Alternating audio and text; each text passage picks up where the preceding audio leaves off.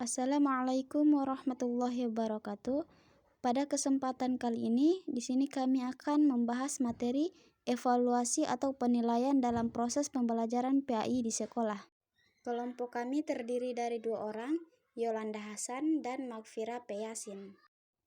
Evaluasi atau penilaian.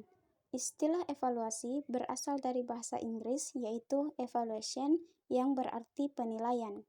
Evaluasi adalah suatu proses yang sistematis untuk menentukan atau membuat keputusan, sampai sejauh mana tujuan program telah dicapai.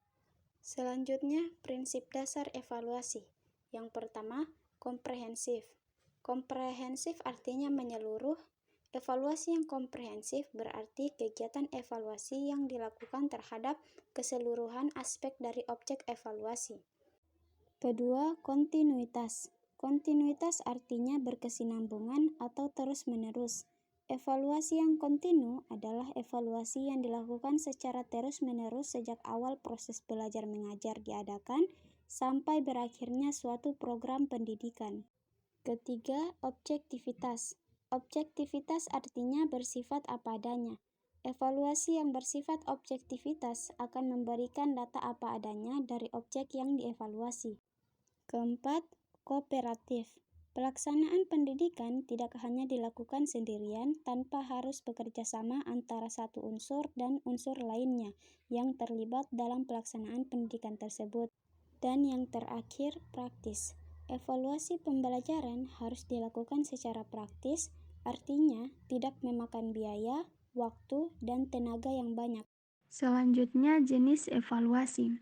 Ditinjau dari segi jenisnya, evaluasi pembelajaran PAI harus mencakup evaluasi perencanaan, evaluasi pengembangan, evaluasi monitoring, evaluasi efisien, dan evaluasi program komprehensif. Selanjutnya, teknik evaluasi. Teknik evaluasi pembelajaran PAI terdiri dari teknik tes dan non-tes.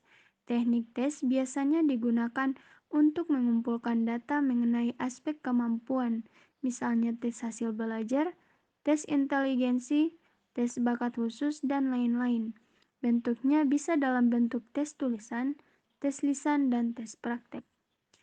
Kemudian, teknik non-tes biasanya digunakan untuk menilai aspek kepribadian yang lain, misalnya minat, pendapat, kecenderungan, dan lain-lain, di mana digunakan wawancara, pengamatan, riwayat hidup, dan sebagainya. Sekian, itulah pembahasan materi kelompok kami. Wassalamualaikum warahmatullahi wabarakatuh.